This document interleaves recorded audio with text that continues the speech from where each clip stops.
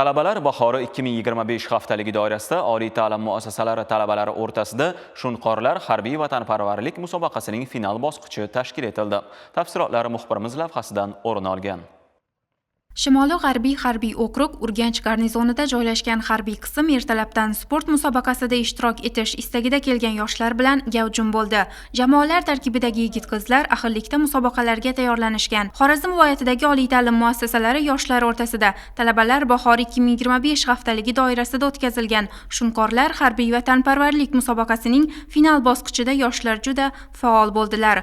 Shunqorlar harbiy vatanparvarlik musobaqasi viloyat mudofaa ishlari boshqarmasi, Mudofaaga ko'maklashuvchi vatanparvar tashkiloti viloyat kengashi, sport boshqarmasi va yoshlar ittifoqi viloyat kengashi hamda oliy ta'lim, fan va innovatsiyalar vazirligi viloyat hududiy boshqarmasi hamkorligida tashkil etildi. O'ylaymanki, ushbu musobaqada yoshlarimiz o'ziga kerakli bo'lgan harbiy ko'nikmalarni oladi. Shu bilan birgalikda o'zlarining harbiy bilimlari va salohiyatini oshirishga ko'maklashamiz deb o'ylaymiz. Yoshlarimizni vatanparvar ruhida tarbiyalash, shuningdek ularni harbiy ko'nikmalarini oshirish hamda intellektual salohiyatga ega bo'lgan yoshlarni har tomonlama qo'llab-quvvatlashni asosiy maqsad qilib olganmiz.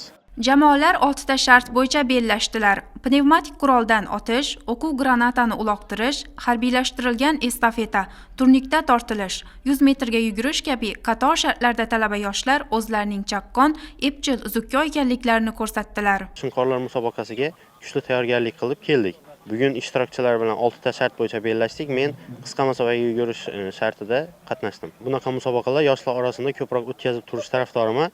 Sababi vatanparvarlik ruhini yanada rivojlantiradi va bizni o'qishdan tashqari musobaqalar bo'sh vaqtimizni mazmunli o'tkazishga yordam beradi. Granata uloqtirish, 100 metrga yugurish, shuningdek estafeta musobaqalarida ishtirok etdik. O'ylaymanki, bugun biz shartlarda faol ishtirok etib, faxrli o'rinni qo'lga kiritamiz degan umiddaman. Bizning innovatsiya jamoamizda 10 ta talaba ishtirok etmoqda. Shartlar juda ham qiziqarli, bizga juda ham yoqdi.